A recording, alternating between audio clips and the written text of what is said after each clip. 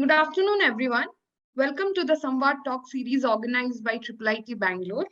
I, on behalf of Team Samvad, would like to welcome everyone today for talk by Professor Prem Singh on physical layer signal processing techniques for 5G base station design. Today's session will be chaired by Professor Priyanka Das, who is a faculty at IIIT Bangalore. Professor Priyanka has obtained the BSc degree in physics with honors from University of Burdwan, West Bengal in 2006. She has received the BTech degree in radio physics and electronics from the University of Calcutta, West Bengal in 2009, followed by the MTech degree from IIT Guwahati in 2011. Her PhD degree was from the Department of Electrical Communication Engineering, Indian Institute of Science, Bangalore in 2018.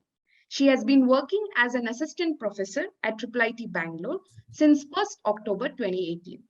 Her research interests include design of wireless communication systems, spectrum sharing networks, physical layer security, and intelligent reflecting surfaces for 6G networks. So over to you, Professor Priyanka. Thank you, Professor Amrita. This is a great honor to introduce Professor Prem for this Samvad talk. Professor Prem Singh received BTech degree in Electronics and Communication Engineering from UP Technical University, Lucknow in 2006 and MTech and PhD degree in Electrical Engineering from the Indian Institute of Technology, Kanpur in 2011 and 2020 respectively. His research interests lie in the area of parameter estimation and transceiver design for 5G and next generation wireless technologies, including filter bank multi-carrier, orthogonal time frequency space modulation, massive MIMO, and millimeter wave communication. He worked as project executive officer in the indigenous 5G testbed project, where he developed hardware and software algorithms for an end-to-end 3GPP compliant 5G NR testbed. His interests also lie in the area of designing practical 4G, 5G wireless SIM systems using 3GPP standards. He is working as an assistant professor at IIIT Bangalore since 1st July 2021. With this, I would request Professor Prem to start today's Samvad talk. Thank you, Professor Priyanka, for the introduction. Good afternoon, everyone. Welcome to the talk titled as 5-layer processing for 5G base station design. So here is the outline of my talk. I'll begin with a question, why 5G, followed by CRAN architecture of 5G station. Then 5-layer specifications, where I'll discuss the basics of 5G, like what is frame structure, bandwidth part, and the other concepts. And then I will briefly compare 5G NR versus LT, which is a dominant technology of 4G LT. Then after that, I'll discuss the different physical channels of 5G NR. The channels are responsible for the communication between base station and user equipment. After that, I'll demonstrate the physical downlink shared channel. This is the data chain which carries user data in the downlink transmission. I'll demonstrate both the transmit and receive chain, and followed by some future directions. So very first question is, why 5G? So this diagram shows the features of different generations of mobile communication. I'm not going to go to the details because we already know the features of different generations, but I would like to bring out one important point here. You can see there is a new generation in every decade. So first G, it was in 1980s, then second G, it was 1990s, then 3G, 2000, 2010s, 4G, and 2020s. Now we are experiencing having 5G, and maybe in 2030, we are going to have 6G communication technology. So 4G has evolved through 3GPP releases from 9 to 40. So this LT, which is a dominant technology of 4G, was introduced by 3GPP in release 9, and it got evolved through 9 to 14 releases. However, being an efficient technology, this 4G or LT or its evolution will not be able to support a wide range of use cases envisioned for 5G. So this is a famous triangle for 5G use cases, where there are three it has divided into three categories. First is EMBB, that is enhanced mobile broadband services, where this 5G is targeting a peak speed of 20 Gbps. The second category is ultra reliable and low latency communication, where it is 5G is targeting a latency of the order of 1 millisecond. And third is massive machine type communication, where this 5G is targeting 1 million devices connection per square kilometer. So given these wide use cases of 5G, this 4G or LTE is not able to cater all these use cases. So 3GPP has come up with new radio access technology, and that radio access technology is called NR, new radio. So release 15 of 3GPP is called 5G NR standards. So this 5G NR was introduced by 3GPP body in release 15, and release 17 is due by the end of this year. So 5G requirement summary. So as I mentioned in the previous slide, it 5G supposed to serve new use cases, and one of the key use cases are industrial automation, virtual reality, autonomous driving. And to support these new use cases, this 3GPP has come up with fixed, mobile and wireless and satellite access technology through release 15. And also to support these use cases, a latency of the order of 1 millisecond is required, which is not fulfilled by 4G LTE technology. Now, the other requirement summary, or the other requirement of 5G is because of the IoT devices, we want to have 1 million order of 1 million devices per square kilometer. Then increase bandwidth efficiency. So the another aim of 5G is we want to serve different user with different data requirement. For example, we want to serve IoT device, which might require a kbps of speed. At the same time, we want to serve a user which is want to get this multimedia services where the data requirement is very high. And the another 5G requirement is to how to improve the energy efficiency of user equipment. So the 5G is targeting so that our battery or user equipment does not drain quickly. So let me begin with a 5G CRAN architecture, cloud radio access network architecture. So if you look at a cellular system, it consists of a cell site and user. And this cell communicate these users through a wireless link. In downlink, means site is communicating to the user. In uplink, user is communicating to the cell site. And the cell site, the operation as cell site is divided into two logical units. One is called RRH, which is remote radio head, and another is called baseband unit, BBU. And each cell site consists of three RRH, RRH1, RRH2, and RRH3 in order to cover the whole 360-degree direction. And the connection, the link between this RRH and baseband unit is called front haul link, which is typically a fiber link. And this BB is connected to the 5G backhaul. And this one BBU can control three cell sites, as we can see in this diagram. Now, as far as the software architecture at the base station is concerned, as I described in the previous slide, the base station or the cell site is divided into two logical units. One is RRH and second is BBU. And these two units talk to each other using a front haul link, which is typically a optical fiber link. Now that software at the base station has to run file layer processing, MAC layer processing, control link layer processing, data link layer processing. And these processing are typically divided into three components called L1, L2, and L3 layer components. Okay. So these L2 and L3 layer component, they are always processed in the BBU, baseband unit. However, this L1, which is called file layer, this file layer is divided between RRH and baseband unit. Now, for example, in this case, if you can see in RRH, we have divided this L1 into two layers, high fi and low fi layer. So it depends on what type of split are you using to divide this L1 between baseband and RRH unit. And this particular split is called split 7.2. So in split 7.2, Yeah, this LDPC coding is scrambling, modulation, and layer mapping. This is happening at the BBU side, baseband unit side. And the other, this beamforming, resource element mapping, OFDN, and RF front processing is happening at the RRH side. So this slide shows a functional decomposition, which are there in these standards. So like we can have split 6, split 7.3, 7.2, 7.1, and split 8. So these split tells us how much of file layer processing you want to keep at the baseband unit side, and what are the blocks you want one wants to keep at the RRH side. So if we consider this split 7.2, so these are the block which will be happening at the baseband unit side, and these are the block which will be running at the RRH side. Now question is how to select a split.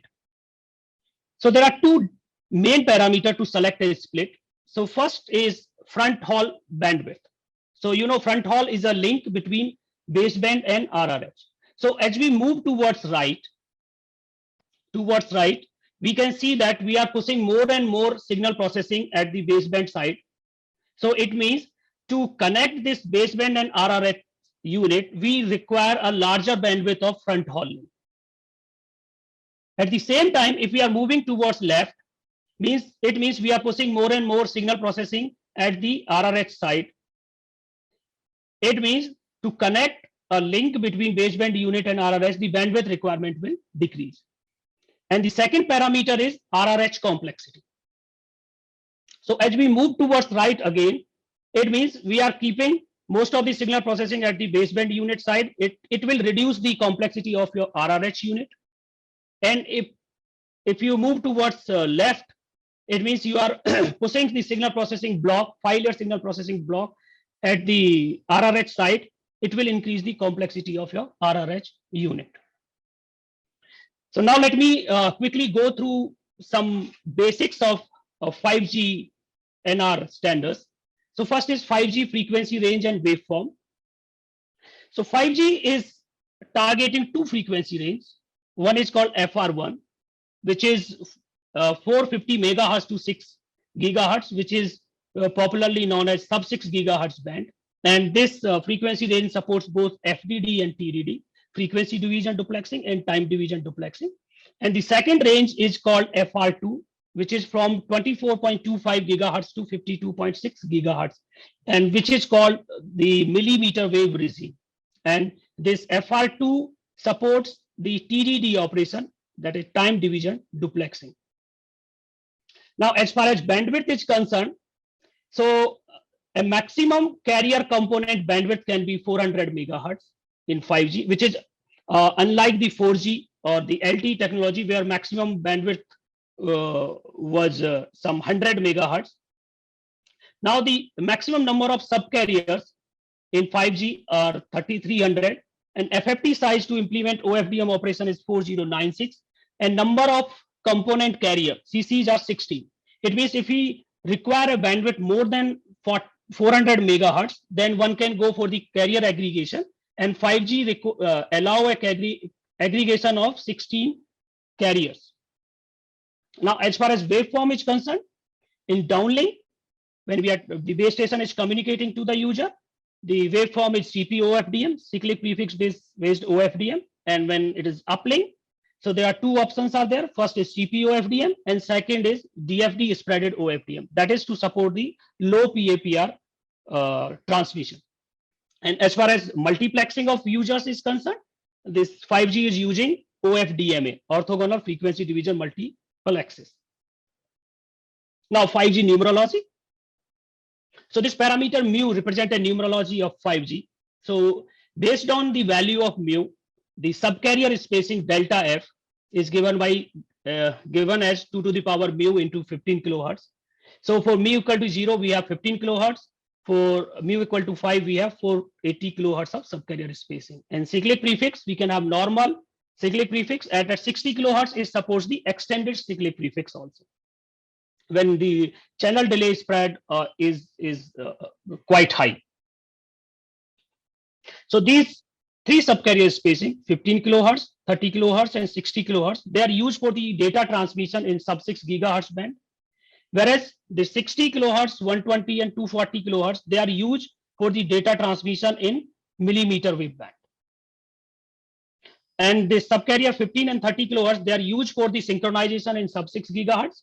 And for the millimeter wave band, this 120 and 240 kilohertz subcarrier spacing is used. And as far as this 480 kilohertz is concerned, this is utilized only for transmission of SSB, which is called secondary synchronization block. And this is not supported in release 15. Maybe in release 16 or in future release, this subcarrier spacing will be supported.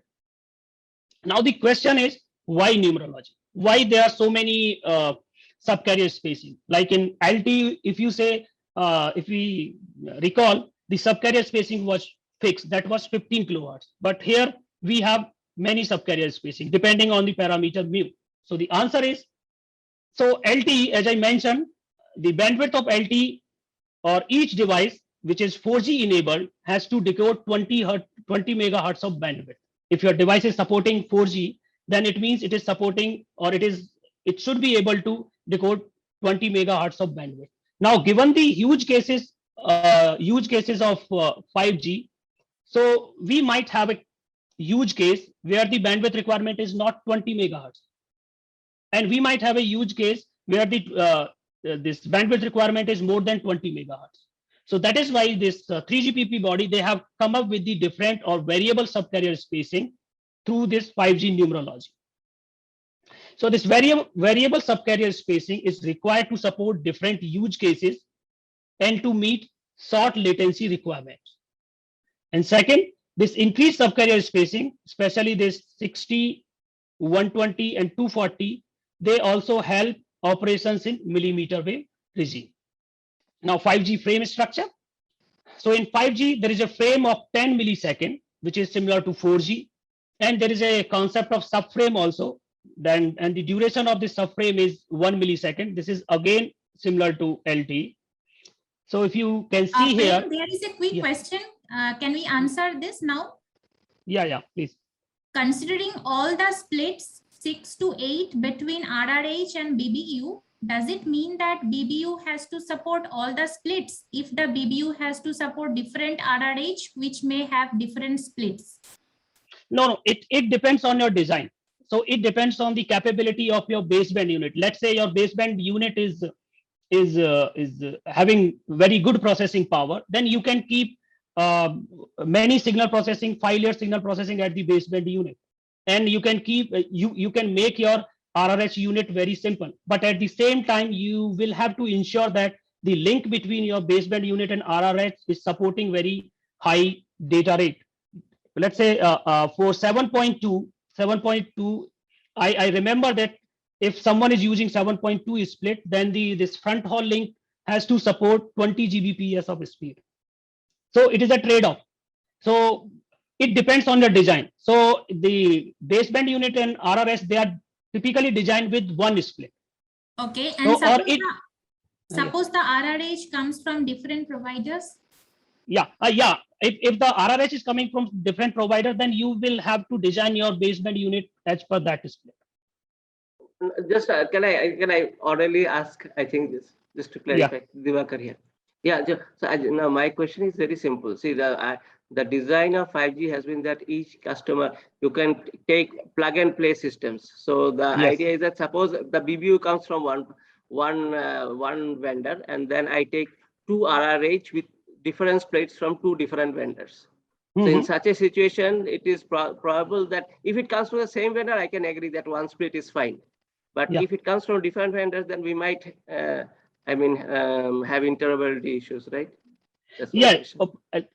As I said, it depends. Let's say you are taking RRH unit from one vendor and you are creating your own baseband unit.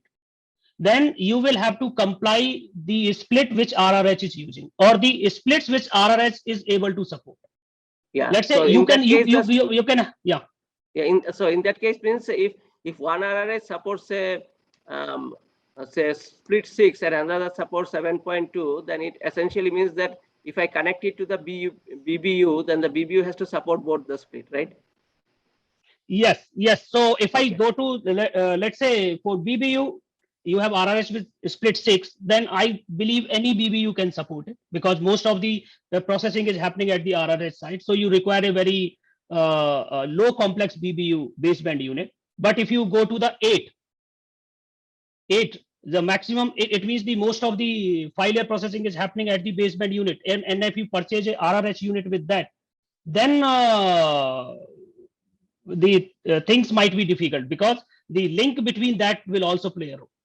Okay. Thank you. Okay.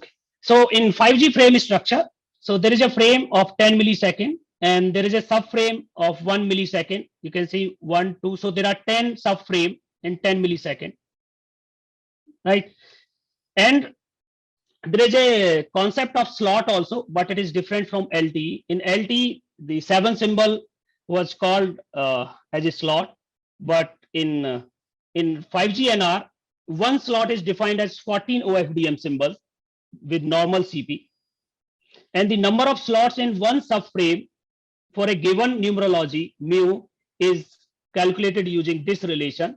So here, if you can see, we have a subcarrier spacing of 30 kilohertz here, and for 30 kilohertz mu equal to 1. So you can see that we have 2 slots in one subframe. This is 14 symbols here and 14 symbols here. So similarly, if we go for 60 kilohertz of subcarrier spacing, then we are going to have 4 slots in one subframe. And because of this different numerology, the delta F, because of the variable delta F, which is subcarrier spacing, the number of slots per subframe is also variable. And there is also a concept of mini slot in 5G NR to support low latency communication. Now let us see the importance of variable subcarrier spacing. So here we can see that we have variable subcarrier spacing 15, 30, 60, and 120 and 240 kilohertz. And the maximum bandwidth which the subcarrier spacing support is, it is delta F into 3300, is 49.5 megahertz to approximately 400 megahertz. So maximum bandwidth of 5G NR is 400 megahertz. So as far as symbol duration is concerned, it is 1 by delta F. So as we increase the subcarrier spacing, we can see here the symbol duration is decreasing. And because of the decreased symbol duration, the cyclic prefix which we are tolerating is also decreasing. And the minimum scheduling interval is from 1 millisecond to 0.0625 millisecond. And number of slots of frame is from 1 to 16. We will see this, the details of this part in the subsequent slide. Now for FR1. So FR1, so what is the subcarrier spacing? It can be 15 or 30 kilohertz or 60 kilohertz. So because of this FR1, because of the low frequency, the cell size is large. And because of the large cell size, the delay spread is going to be large. So we have a couple of microsecond cyclic prefix in FR1 range, where the subcarrier spacing belongs to 50, 30 kilohertz, or maybe also 60 kilohertz. In FR2, because of the hostile channel, we know at FR2, because of the hostile channel, our signal cannot travel to a far distance. So our cell size is very small. Because of the small cell size, the delay spread is also small, or because of that, our cyclic prefix is also decreasing as we increase the subcarrier spacing. Okay, let us see the variable subcarrier spacing use cases. So this diagram shows the use cases of variable subcarrier spacing. On this axis, we have frequency, here we have latency, and here we have cell size. So as the frequency increases from low to high on this axis, you can see that cell size is decreasing. Because and this reduction in cell size with increase in frequency result in low latency, because as the cell size is reducing, the latency will be low. Now in FR2, which is a millimeter wave regime, where the subcarrier spacing can be 60, 120, or 240, the size of the cell is small, as you can see here. However, at sub-6 gigahertz, one can trade off between the cell size and the latency by appropriately selecting a subcarrier spacing 15, 30, and 60 kilohertz. For example, If you want a operating at a low frequency, and if you want a medium latency, then you can select this subcarrier spacing. Similarly, by switching between these subcarrier spacing available here, one can have a trade-off between cell size and latency in low frequency range or sub 6 gigahertz range. But this facility is not available in millimeter wave regime, and that is happening because of the hostile channel at millimeter wave regime. Now let us take one example for system dimension of 5G NR. Let us assume we want to design a 5G system with 100 megahertz of bandwidth. So the usable bandwidth is 99 megahertz. So 1 megahertz is a guard band. Then assume that the subcarrier spacing is 30 kilohertz. Then the number of required subcarrier will be 99 by 30 kilohertz, that is 3300 subcarriers. And for that, we know that the FFT size is always 2 to the power n form. So FFT size is 4096. And the symbol duration is 1 by delta F. Delta F is 30 kilohertz. So symbol duration is 33.33 microsecond. So once the subcarrier spacing is fixed, it fixes the OFDM symbol duration. So here, once we have fixed this subcarrier spacing that we are going to use 30 kilohertz, then your symbol duration is OFDM symbol duration is fixed to 33.33 microsecond. Now, what is the sampling time? So the sampling interval, we know that in any multi-carrier communication, it is TU by the FFT size. So it turns out that the sampling frequency is 120.88 megahertz. And what is the Nyquist sampling rate? Since we are designing a 99 megahertz of bandwidth with two-sided bandwidth of 99 megahertz. So the Nyquist sampling rate is 99 megahertz, but we are sampling it at a 122.88 megahertz. Now let us take one example of numerology. So this is a diagram which will explain the numerology in a much better way. So we will see all these magic numbers here.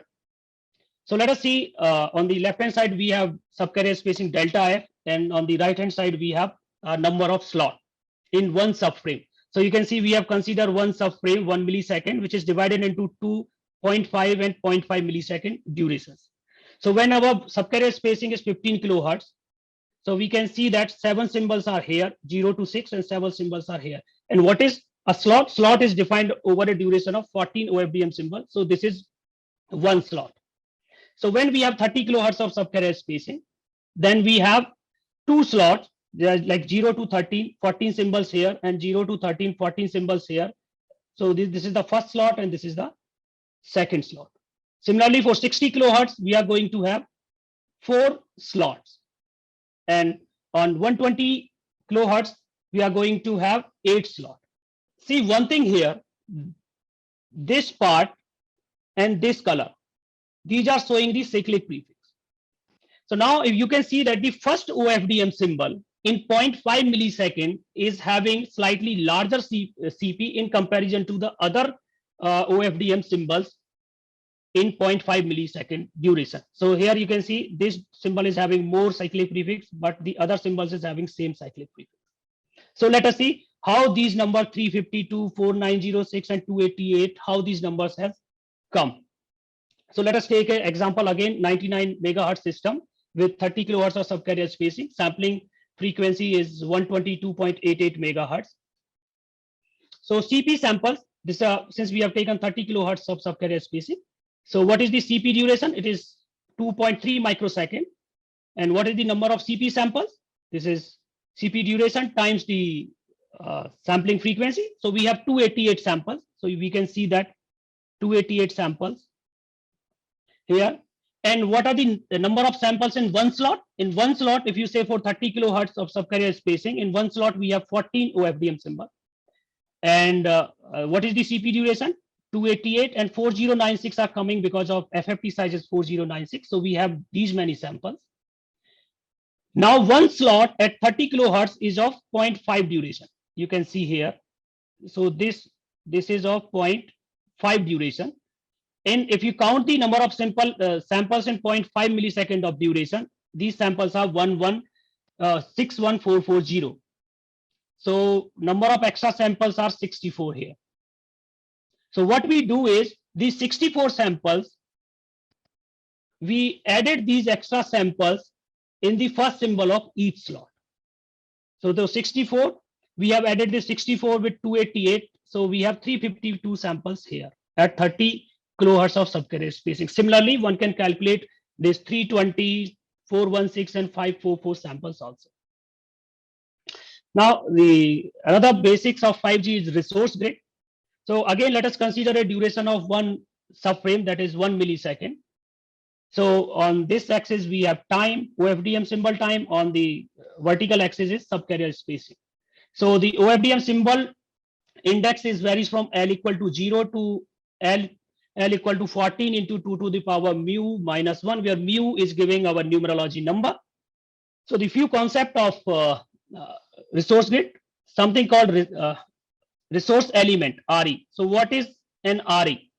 So one subcarrier in one OFDM symbol is called an RE, and it is the smallest physical resources in NR. So you can see here, this is called 1 RE. Similarly, this is called 1 RE. This is called 1 RE. Then there is a concept of resource block. This resource block in 5G NR is defined as 12 consecutive subcarriers in frequency domain. So this duration here to here, this is called one resource block. Now, given the numerology, the number of minimum resource block can be 20. This is fixed. And the number of maximum resource block for a numerology 275, and this is 138 for 240 kilohertz of subcarrier spacing. And if you calculate what are the number of symbols per slot, that is 14 only, that is fixed. But number of slots per subframe or per frame is 10, 20, 40, 80, 60. N max mu RB here, this is calculated so that the maximum bandwidth is less than 400 megahertz. Okay, now let us go to the carrier and bandwidth part. So what is a carrier?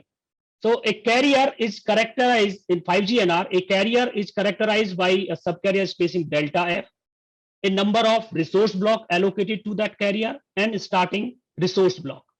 For each numerology, there is one carrier is defined, and to each carrier correspond to an OFDM grid. So you have one carrier, there will be an OFDM grid corresponding to that carrier. And the another concept is bandwidth path. So a bandwidth path consists of group of contiguous PRBs, physical resource blocks, and it is also characterized by a subcarrier spacing delta F, a number of resource block allocated to a bandwidth part, and starting resource block. And in 5G NR, one UE can allocate it or associated with up to 4 bandwidth part, whereas only one bandwidth part is active at a time. If you see in this figure, so we have 2 bandwidth part 1, bandwidth part 2, and here we have 30 kilohertz of subcarrier spacing, here we have 15 hertz of kilohertz of subcarrier spacing, and we have 2 carriers. One is this with 15 kilohertz and another subcarrier is with 30 kilohertz. And for this subcarrier, we have this RB starting point. Similarly, for this, we have this RB starting point here. Now, question is why we are using bandwidth part in 5G NR. There was no concept of bandwidth part in 4G, but in 5G, we are using concept of bandwidth part. Then why bandwidth part? So bandwidth part, first advantage of bandwidth part is it supports reduced UE bandwidth capability. So let us say this is the bandwidth of a carrier here.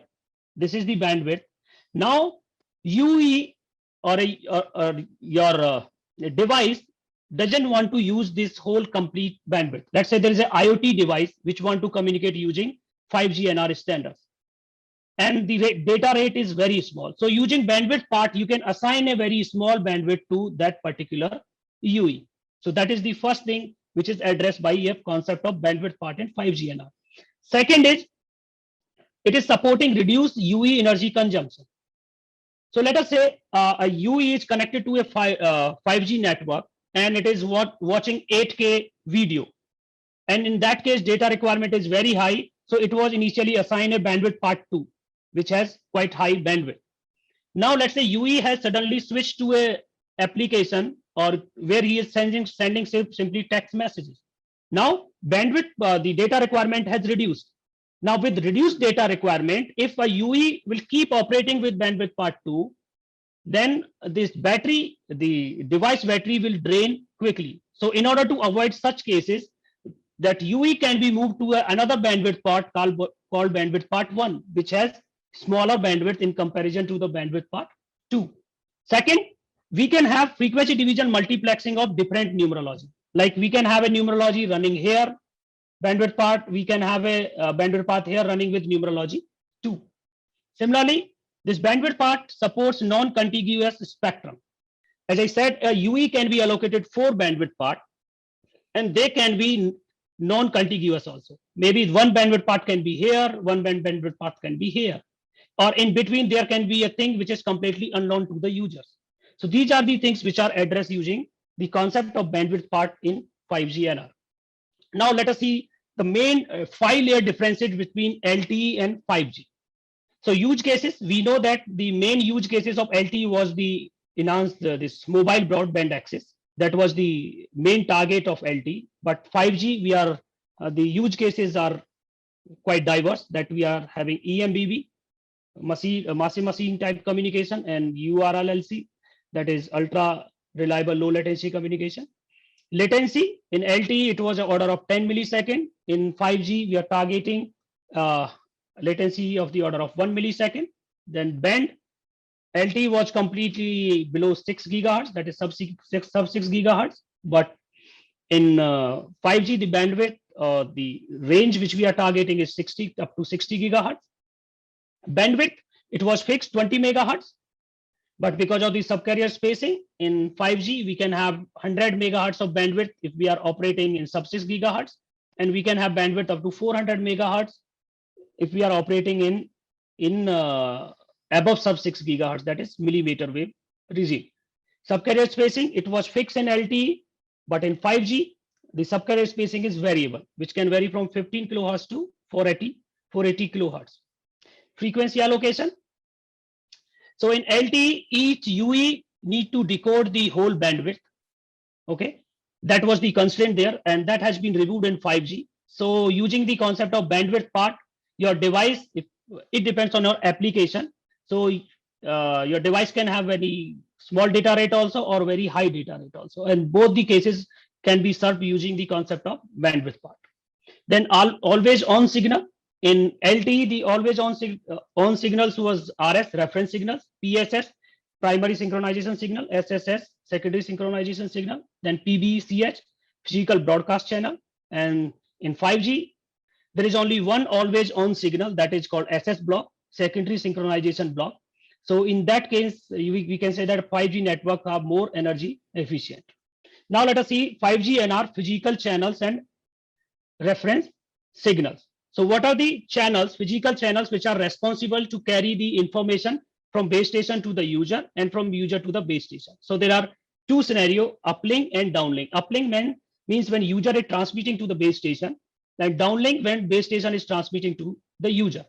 So in the uplink, first channel is called PUSCH, physical uplink shared channel, which is responsible for carrying the data in the uplink transmission, user data in the uplink transmission. Then we have PUSCH DMRS. DMRS is demodulated reference signals, which are used for channel estimation over PUSCH resources. PTRS, phase tracking reference signal. These are used for tracking the phase in uplink. Then towards the control side, in uplink transmission, we have PUCCS, physical uplink control channel, which carries control information from UE to the base station. This control information can be uplink grant request, it can be hybrid ARQ related request, ACK or NAC, or it can be a channel state information from user side to the base station side. Then we have PUSCH DMRS for channel estimation. Then we have PRACH, physical random access channel, which carry random access preambles from UE to the base station during the initial cell search. Then SRS, sounding reference signal. It is sent from the UE to the base station in order to estimate the channel in uplink, and UE can use the same channel for the beamforming in the downlink. So you can say SRS is used when UE or your 5G network is supporting TDD operation, time division duplexing operation. Then in the downlink, we have the counterpart of PUSCH, that is called PDSCS, physical downlink shared channel, which carry user data in the downlink. Then we have the associated DMRS for channel estimation and PTRS for phase tracking. Then for control information, the channel is called PDCCS, physical downlink control channel, which carries downlink scheduling and uplink grant. Then we have DMRS for estimating channel over PDSCS. This is PDSCH here, channel estimation. Then CSIRS, it is sent by the base station to the user. So whenever user is required to feedback the channel state information to the base station, then base station sends CSIRS. Then user estimate the channel using that CSIRS and then feedback to the channel quality to the base station.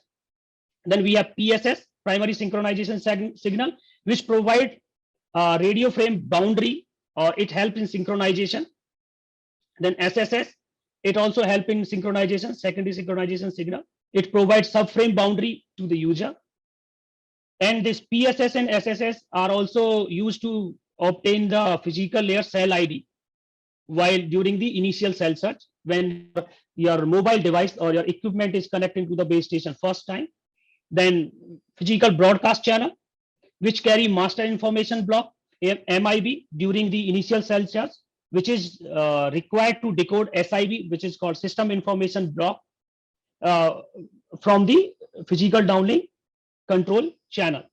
And then we have PBCS DMRS, which has which are required for the channel estimation over PBCS resources. Now let us focus on one chain completely, PDSCS transmit chain. So this is the chain when base station is transmitting to the user. So now I will explain what is the 5-layer signal processing is happening at the base station side to carry the data from the base station to the user. So these are the different blocks. Like I'll explain each of the block in the subsequent slide. Like we have TBCRC, which is transport block CRC, then segmentation. Then we have CBCRC, code block CRC, LDPC coding, which is channel coding, which is other than the turbo coding, which was used by 4G. Then we have rate matching, interleaver, and concatenation. Then at the output of this, we have a scrambler, modulation, layer mapping, antenna port mapping, resource mapping. Then we have DMRS also through antenna port mapping. And after that, this data is put on the RE grid. This is the resource element grid. So this is the OFDM symbol time, and this is subcarrier axis.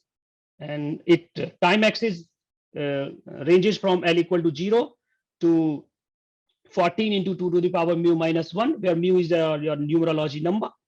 Then subcarrier axis from K equal to 0 to 12 into N mu RB. N mu RB is a number of resource block for a given numerology number mu.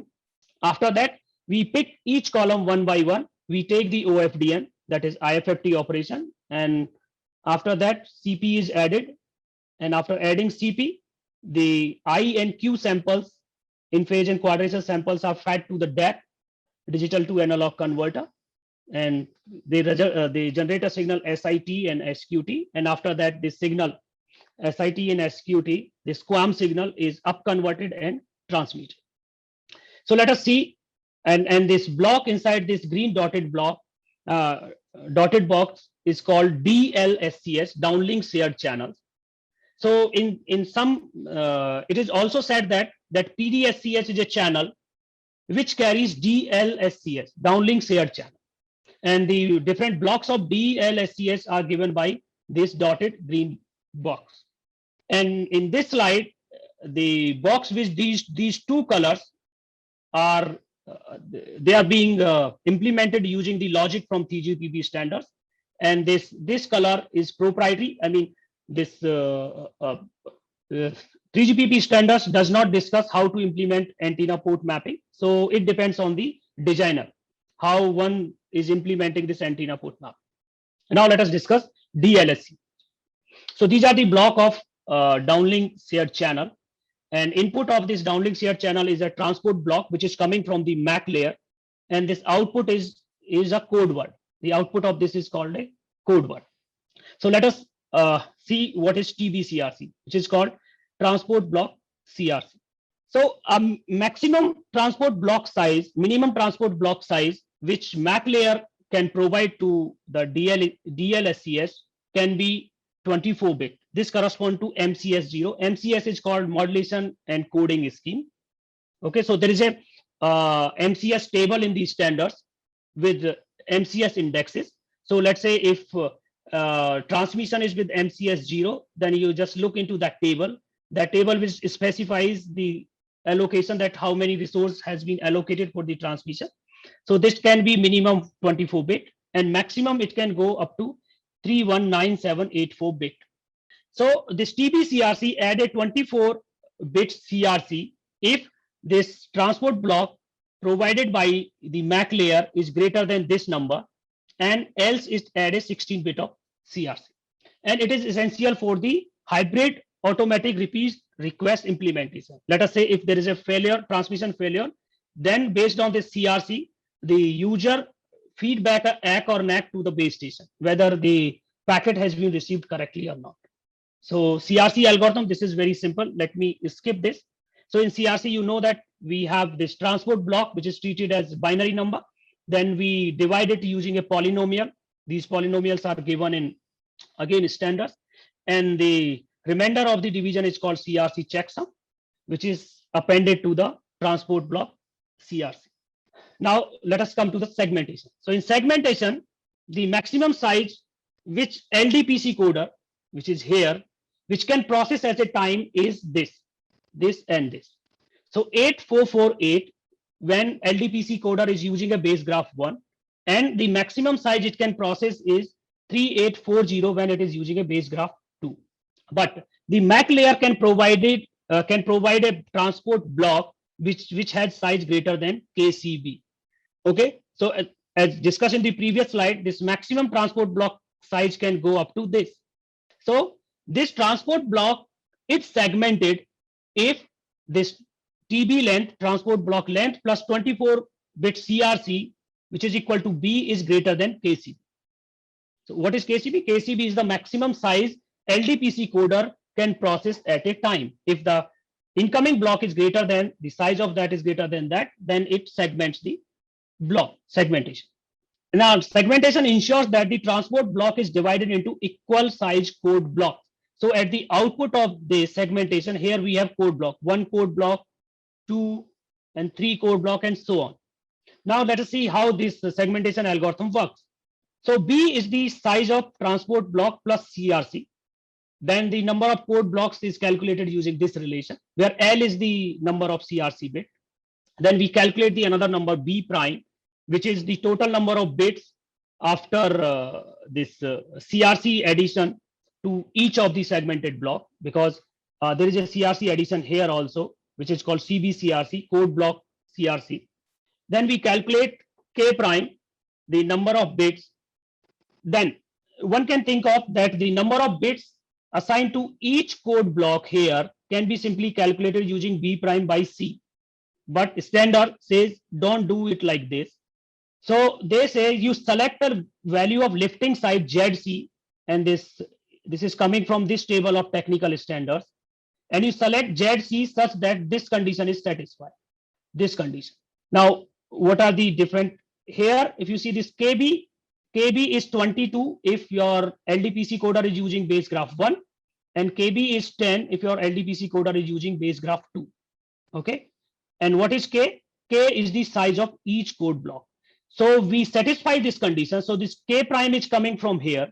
Then we use this condition, and from this condition, whatever ZC is satisfying this condition, we select that ZC. Then KB into ZC is giving the size of each segmented block, and then the difference between K and K prime is called number of filler bits.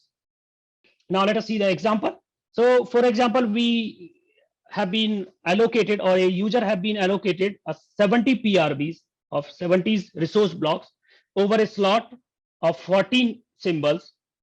And let us say the transmission is being taken place with MCS 16, which use 16 QAM, and the targeted code rate is this 0.642.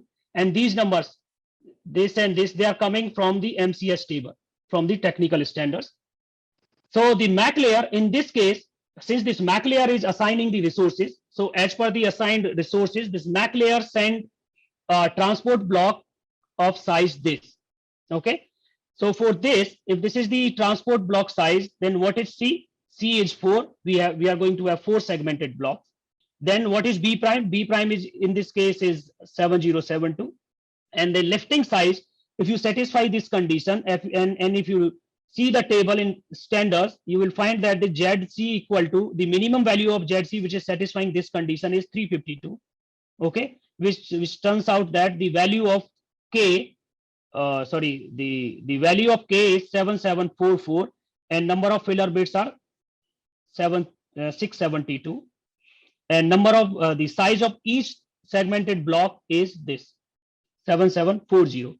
So if we see this pictorially, so these are the number of bits sent by the MAC layer. Then this 24-bit CRC is added here, and these block here at TBCRC is segmented into 4 block, 1, 2, 3, and 4. And what is the size of each block? This is 7744. Out of in the 744 bit, we have this 672 filler bit. Now one might think that why we are adding filler bit, but they're being added here to facilitate the LDPC coding. But during the rate matching block here, we will see that these filler bits are removed. Now let us see the rate matching. So I'm not going to the detail of LDPC coding because this is a completely information theory. And this LDPC coding, you can say it's a simply channel coding technique where to have the robust performance or error-free transmission between base station and user and vice versa. So let us see what is the job of rate matching. So as I described in the previous slide, the size of segmented block here can be 22 ZC or 10 ZC. So it is equal to 22 ZC in case of base graph 1, and it is 10 ZC in case of base graph 2. So what is the encoder output? Encoder output, this LDPC coder, if it is operating on, let's say, base graph 1, its rate is fixed to 1/3. So what is the output of this LDPC coder? It is 66 ZC because the mother code rate is 1/3 for base graph 1. For base graph 2, mother code rate is 1/5. So N can be 50 ZC. So let us consider our example where 70 resource block over 14 OFDM symbols, and the targeted code rate is 0.642.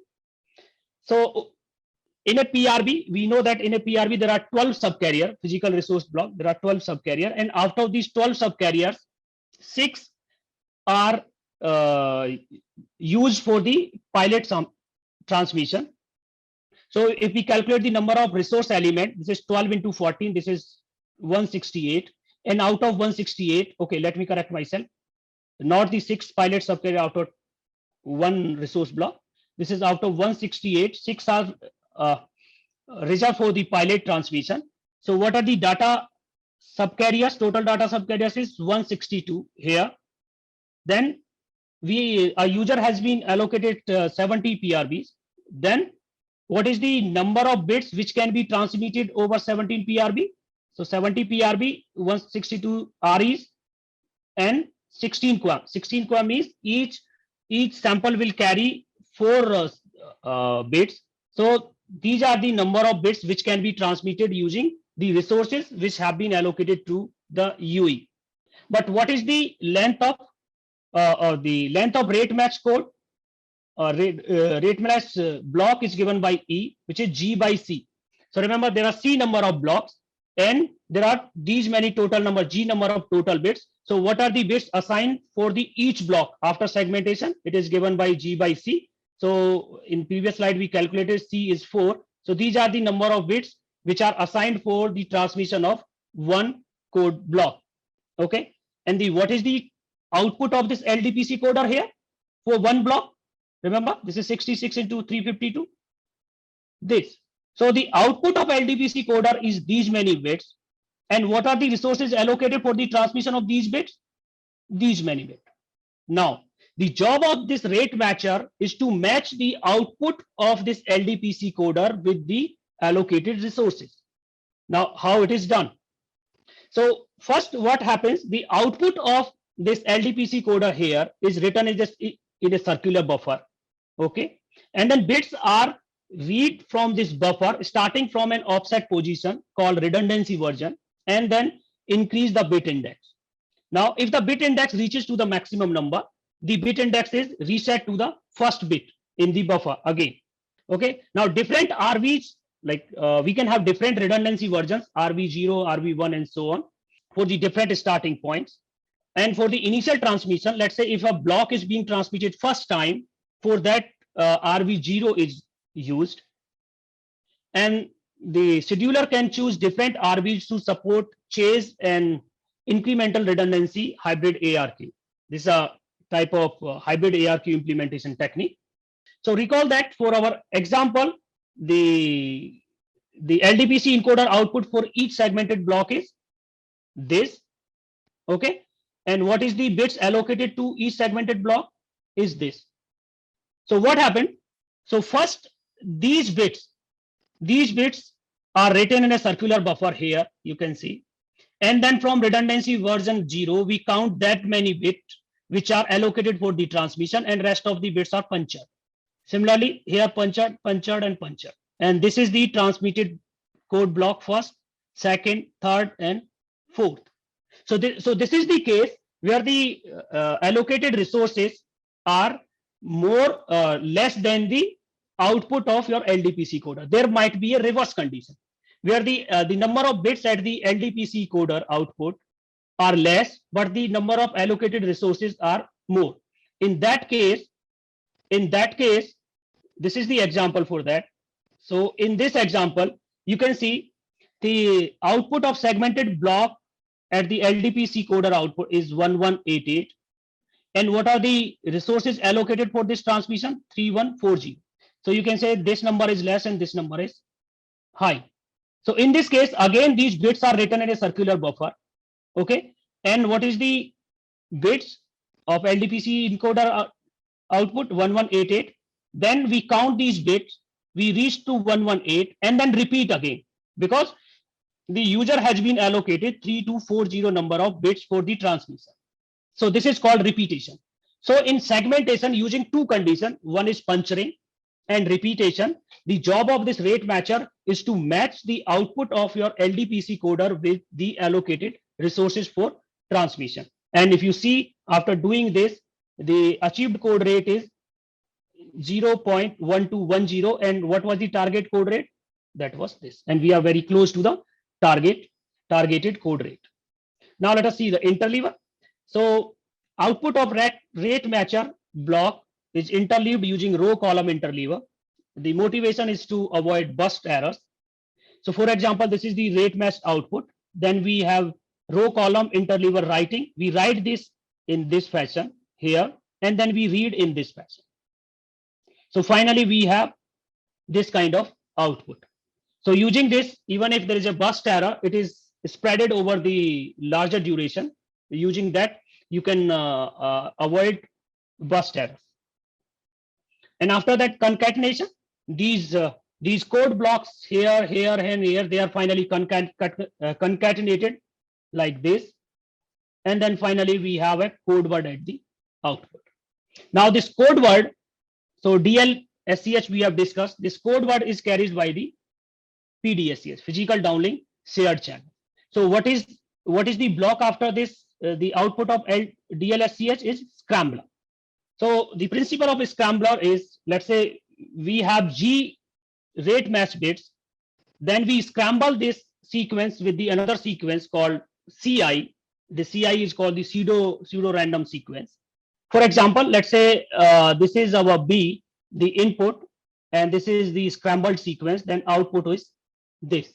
So scrambler is used to randomize the output of interleaver. And why we are doing it? We want to use both inner and outer signal point in case of 16, 64, and 256 QAM constellation to be used in 5G NR.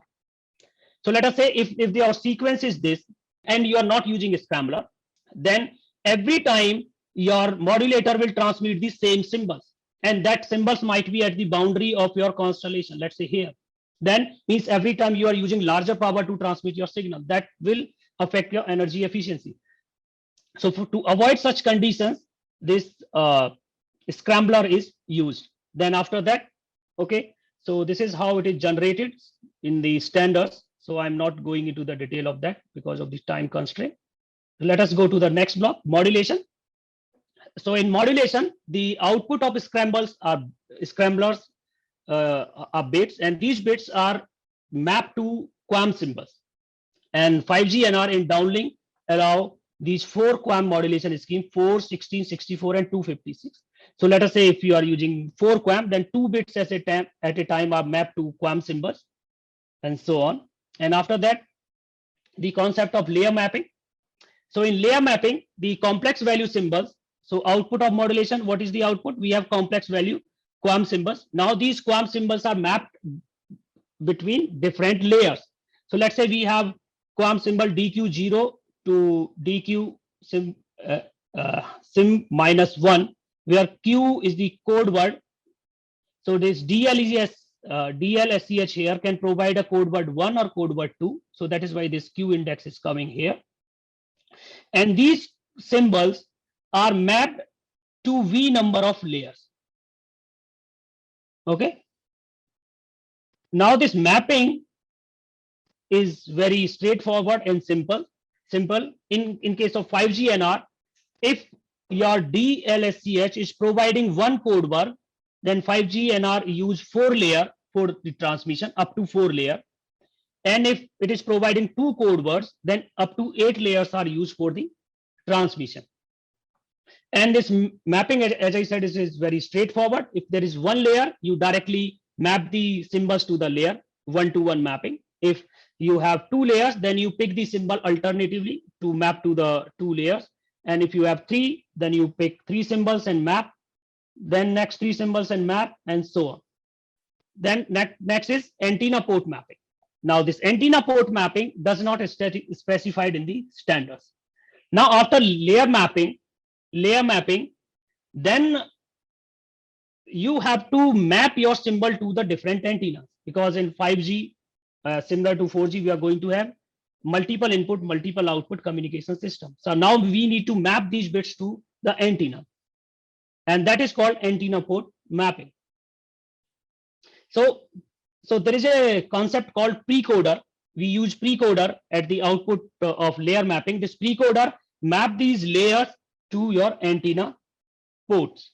So it can map to as many as the number of layers, or it can map to the antennas where your number of antennas are more than the number of layers. For a special case, let us say if you are mapping 1 layer to multiple antennas, which enables beamforming. So you have 1 layer, you are transmitting 1 layer using 4 antennas, that is the beamforming. Similarly, you can have, let's say, several layers, and you are mapping them to the multiple antennas, that is referred to as special multiplexing. And the one feature of 5G NR is that this DMRS symbols, if you remember at the antenna port mapping, we also had DMRS. So these DMRS symbols should also go under the same precoding. So whatever precoder you are using for your data, this DMRS has to go through the same precoding. Why is that happening? Because as a result, UE doesn't need to made aware of the precoder, because this effect of this precoder is included in the channel, and UE estimate the precoded channel and use that channel for the equalization purpose and for the receiver design. And that is why the standard does not specify this antenna port mapping in these standards. So it is completely up to a system design engineer. Now resource mapping. So precoder output is mapped to the physical resources. Physical resources is a 2-dimensional grid. That is where we have OFDM symbol versus number of subcarriers or physical resource blocks. Or this mapping can be directly or indirectly. For example, so before mapping to the PRB, physical resource block, the output of antenna port at each antenna is mapped to something called virtual resource block. So as you see here, this input and this RE mapper, and then RE mapper is mapped to a virtual resource block. Okay, virtual resource block. And the concept it uses, it first map across frequency and then across time. Okay. And while mapping, it has to avoid the REs reserved for the other purpose. For example, here we are transmitting DMRS.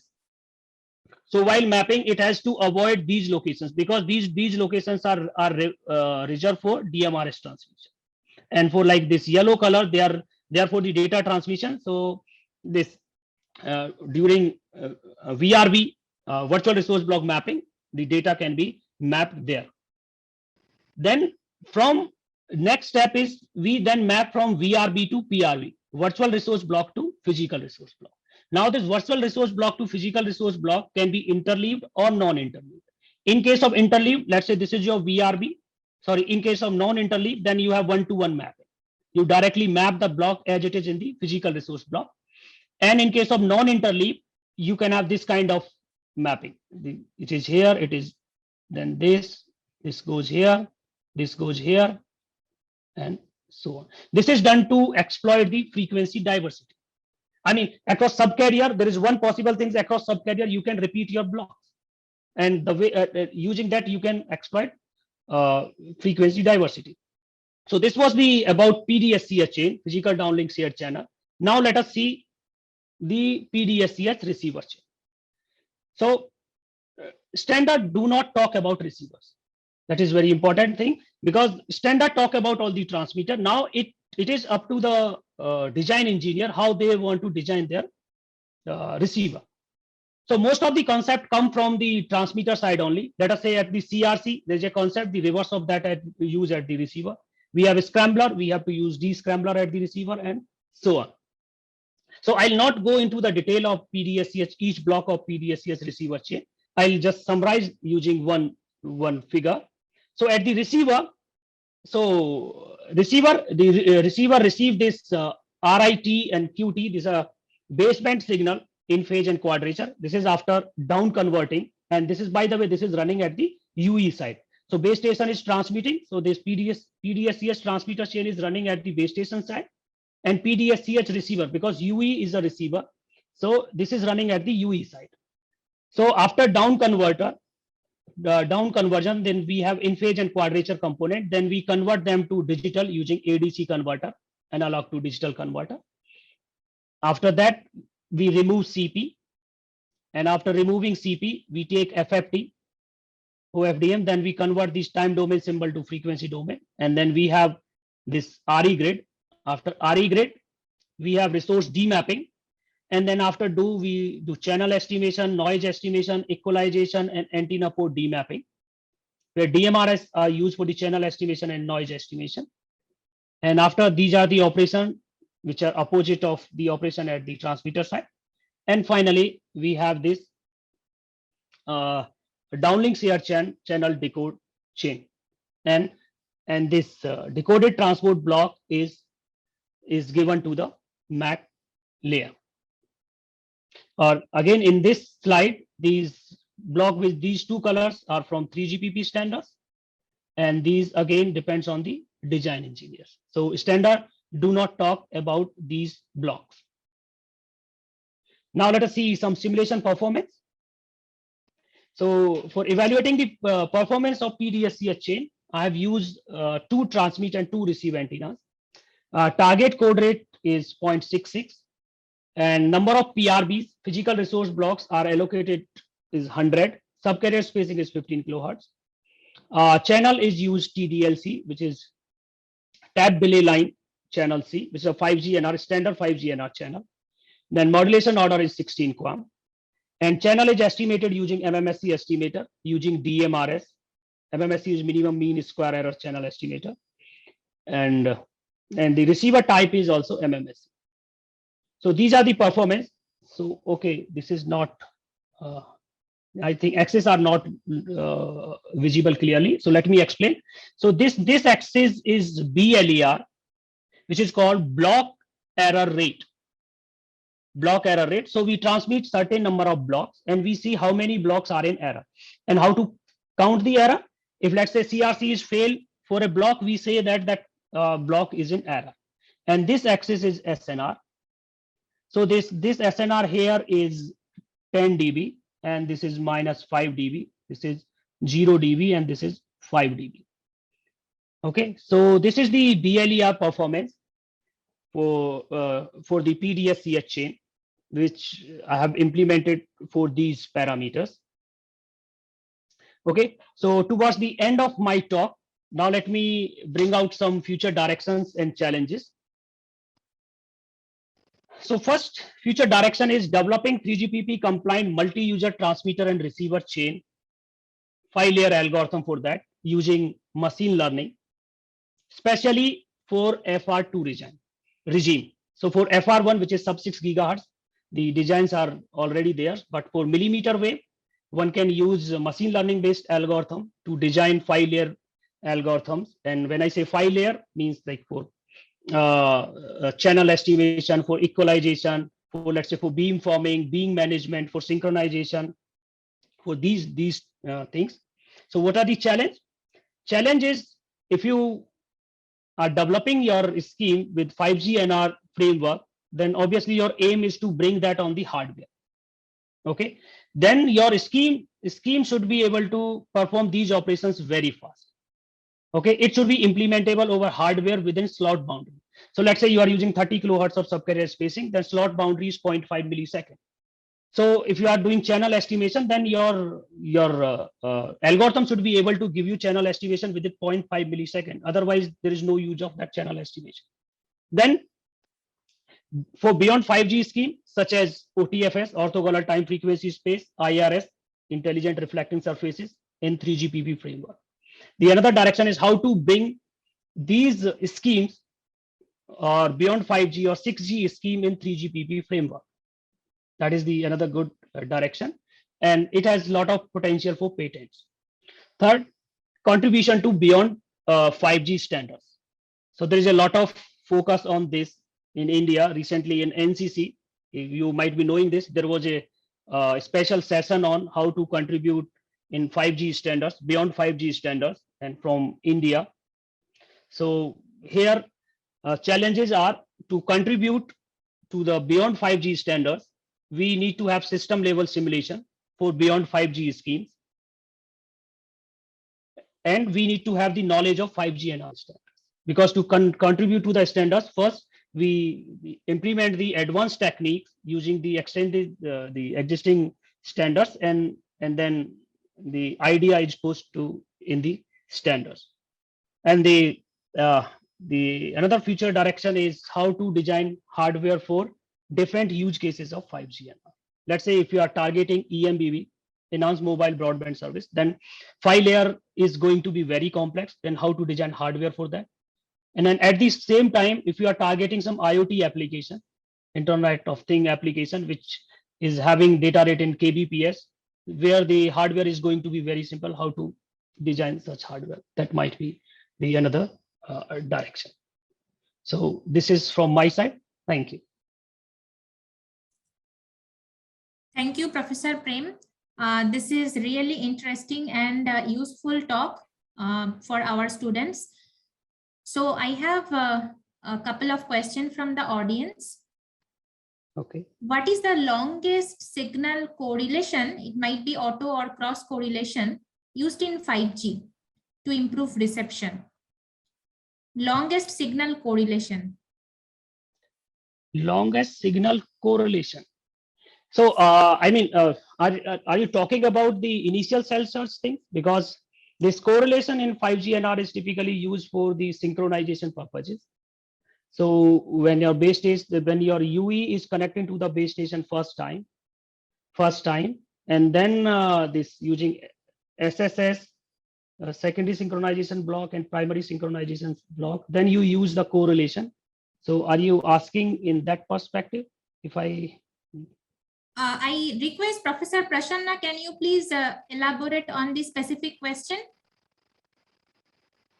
I think he meant the signal correlation. I hope that is the channel estimation part.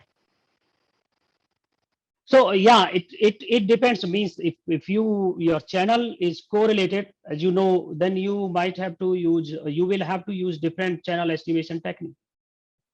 But what is the maximum channel correlation? That is something I'm not getting. That question I'm not able to get. Okay, I am moving to another question.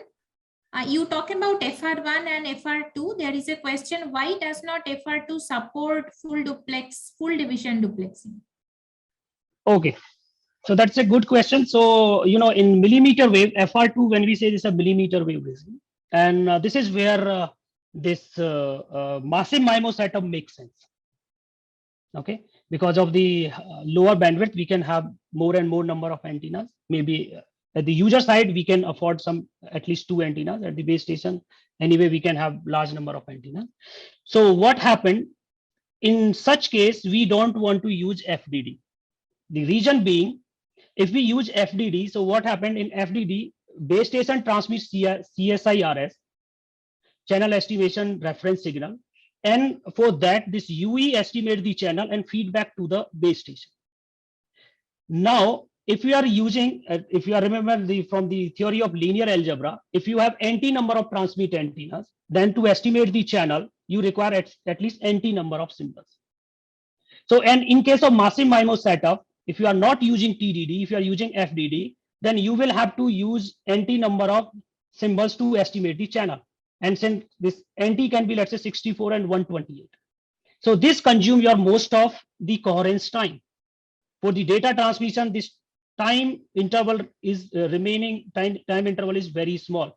So for that, what we do is we use time division duplexing. In that case, UE transmits SRS, something called sounding reference signal in the uplink, and then base station estimate this channel using this SRS, and using that channel in the downlink beamforming. And this TDD allows something called channel reciprocity condition. In TDD, if you remember, so whatever channel is there in the uplink, the reciprocal of that, the Hermitian of that will be in downlink transmission. So using this channel reciprocity condition, the base station can beamform in the downlink. So we avoid the transmission of large symbols in FR2. And we have to use large number of antennas in FR2 because of the hostile channel. If you will not do beamforming, then your signal might not reach to the user. For that, we have to use beamforming, and for using beamforming, we have to use large number of antennas at the base station. So that's why FR2 requires support TDD operation on. Okay. There was a question from Dibakar. Was this system implemented? If so, what type of hardware was used for the implementation of 5G? Okay, during my work on the 5G testbed at IIT Kanpur, I designed the hardware for baseband unit, and we designed the control plane. Control plane means we designed this PDCCS, physical downlink control channel, and PUCCS, physical uplink control channel. Yes. So this hardware, since you have asked the specification of hardware, so the hardware was using 2 ultra-scale devices from Xilinx. Okay, and the major interfaces was this QSFP, that was the front haul to connect the baseband and RRS unit, and we use the split 7.2. So for that, this interface front haul was supporting 25 Gbps of speed, and to connect this baseband unit to the 5G core, we use something called PCI enabled interface. That means that baseband card or the hardware which we designed was PCI enabled. Yeah. So that I did during my work in 5G testbed lab. Thanks, Prem. So couple of questions. We have time. Is there any further question from the audience? Yeah, hi Prem. This is Amrita. So Yes. I have a couple of quick questions. Yes. So the first one being, so I do see that as per the 3GPP standards, we have a lot of precision when it comes to division with respect to frame, subframe, resource element, resource block. So is there any intuitive explanation as to why the standards want to have this level of precision? So actually, the thing is, in order to explain or in order to write standards, this resource grid plays a very important part. And for that, you have to specified or define this resource grid in terms of some parameters. So this 5G, this 3GPP use this resource block, resource element. So they say resource element. If they are saying resource element, it means this is one subcarrier over one OFDM symbol. If they are saying resource block, it is 12 consecutive subcarrier across a OFDM symbols. So this is the way this 3GPP define the 3GPP standards. So you will not find any subcarrier kind of thing and any OFDM symbol kind of thing. They talk about slot. What is the slot? What is they talk about subcarrier spacing, how many PRBs are assigned. So they will not talk how many subcarriers are assigned for a user for transmission. So they talk about how many PRBs, physical resource block, are assigned. And in order to define this PRB, they have come up with something called resource block. And that is for 12 consecutive subcarriers. Right. So maybe the terminology is the units in which they are defining things is a little bit different from the way conventional wireless engineers would be looking at it. Yes. It is significantly different. And in fact, it is slightly different from LT also. In LT, if you say a resource block, they call a resource block over 12 subcarrier and say 7 OFDM symbols. Right. That was a resource block. But in 5G, what they are saying, no, this time thing they have removed, and they are saying a resource block across one OFDM symbol and 12 consecutive subcarriers. Right. So my second question would be in a comparison slide which you presented, and the claim is that we are able to achieve a latency of the order of 1 milliseconds in comparison to LTE, which is about 10 milliseconds, right? So which precise points in the 3GPP design framework do contribute to this reduction in the latency?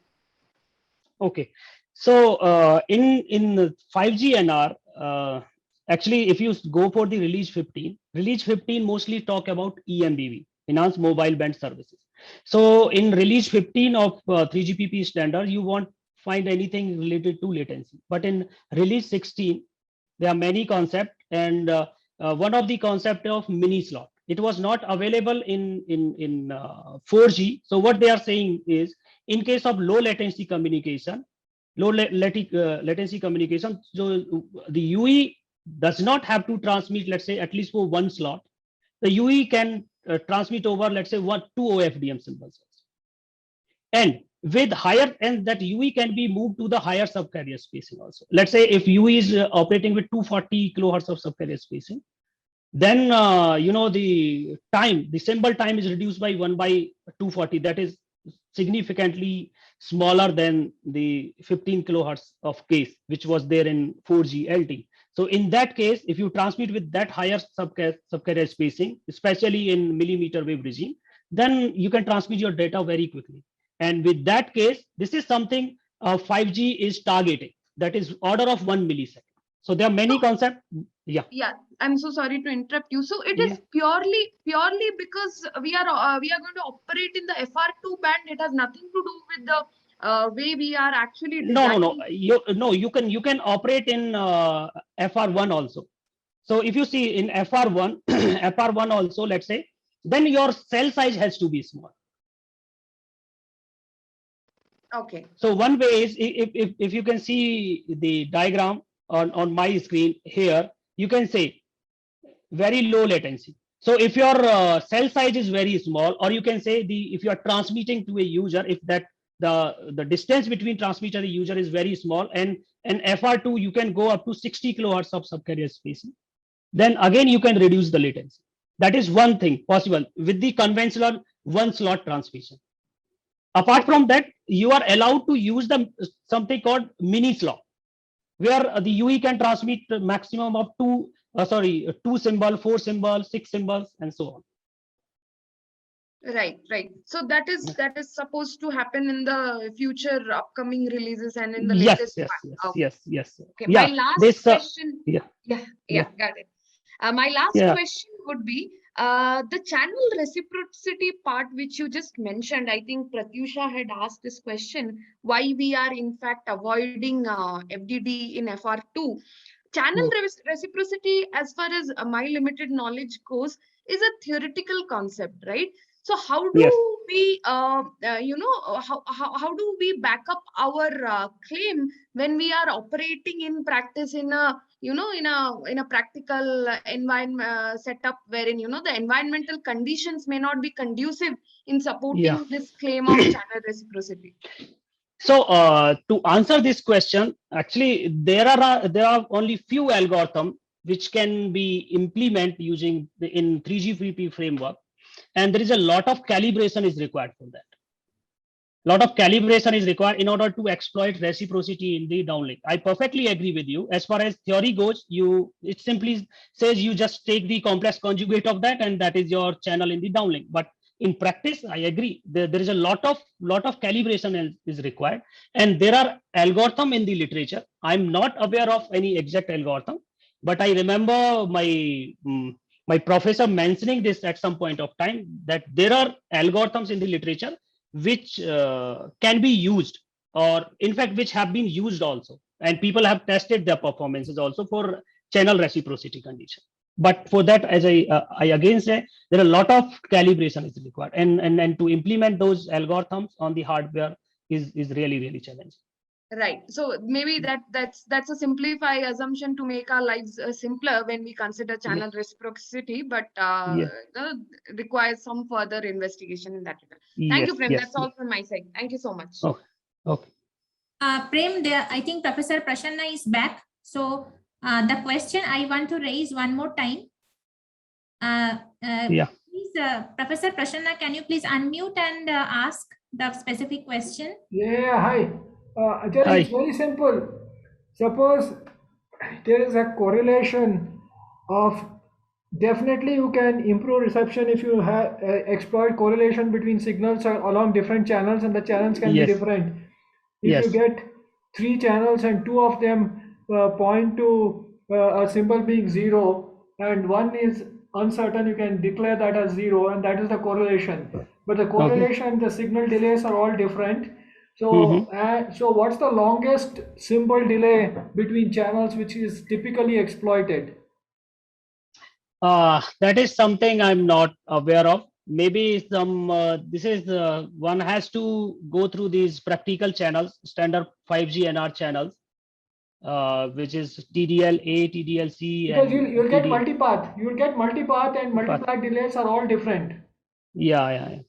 So as far as delay spread is concerned, like for TDL-C, which I have considered in the simulation result I showed, so that was order of nanosecond delay spread. But if you go for the TDL-A or maybe CDL channels, which is cluster delay line channels, which include this mobility and of your channel, or I should say your cell area is large, then delay spread will also increase. So as far how this correlation will increase with respect to that, I'm not aware of that. Okay, all right. I will talk offline. Okay, thank you. So I think, Prem, the relationship between the channel correlation coefficient is entirely how do you estimate the channel. So basically there we have to we cannot assume the independent channel realization. We have to assume this ARMA model or something related to that. H cap is rho times H plus some epsilon. So basically you have to introduce that another model to model the correlation. The thing is, what I'm driving at is something which is beyond the ARMA modeling. It's best explained in separately offline. It's what you can do is you can do semantic understanding of the scene and use evidence to infer the global properties of the signal. It's best discussed offline. Okay. I'll send mail. Okay. Thank you, Professor Prasanna. But just to add on to this, Professor Das, Priyanka, what you have said, but for if your user is, let's say, stationary, I mean, so if your channel is not time varying, then this autoregressive model is define the correlation. But if your channel is time varying, then we have different models, and then we might have to go something called Kalman filtering or of that sort of thing for exploiting correlation. Sure. A couple of questions, one or two last questions from my side. So is the channel estimation and data transmission do simultaneously within the PRB? So it is like that. Like in a typically, depending on the DMRS type, DMRS are used for the channel estimation. So let's say if you are using a DMRS type which has out of 12 subcarriers, a PRB is defined over 12 subcarriers, and out of 12, 3 are reserved for transmitting pilot. Okay, so what happens? So this receiver extract the pilot symbols first, and then estimate the channel at pilot locations, and then it interpolates across frequency axis. Then using that interpolation, it estimate the channel across whole PRB, and this process is done at the different PRBs. And if your channel is slowly varying, then across time you can just repeat the same channel estimation, and you can after that you can have data detection. This is the. But if your channel is varying really fast, then you might have to estimate your channel very frequently across time also. Yeah. And second question, you specified the contiguous versus non-contiguous bandwidth assignment. So what is the typical application scenarios when we use contiguous, when we use non-contiguous, and advantages? So I just said there is application, and I cannot comment, but this is something I talked with respect to bandwidth part. So I told that using bandwidth part, you can assign a user to bandwidth part in non-contiguous fashion, which you can see here in this here. And in between them, there can be something which is completely unknown to the user. So there is no necessary to assign. Let's say a user is assigned 4 bandwidth part at a time, but out of 4, only 1 is active at a time. So this 4 bandwidth part can be non-contiguous also. That is what I do. Okay. Okay. And typically, what type of block error rate 5G can withstand? Yeah, it depends on many parameters. Let's say it first of all, it depends on what sort of antenna configuration you are using, what is your target code rate, and again target code rate, and this whether you are using a special multiplexing or you are using beamforming. It depends on all the parameters. But as I showed in my slide here, I use special multiplexing, and you can see that the error is order of 10 raised to power -5. It is not visible clearly. Around -5 at around 6 dB. And I'm using 2x2 system, 2 transmit, 2 receive antenna. And here only if you increase number of transmit antennas, since this is downlink, let's say to be 64, then this performance 10 raised to power -5, you may be able to achieve this in negative SNR only because of the very high diversity. Okay, fine. And the last question, what is TDL channel?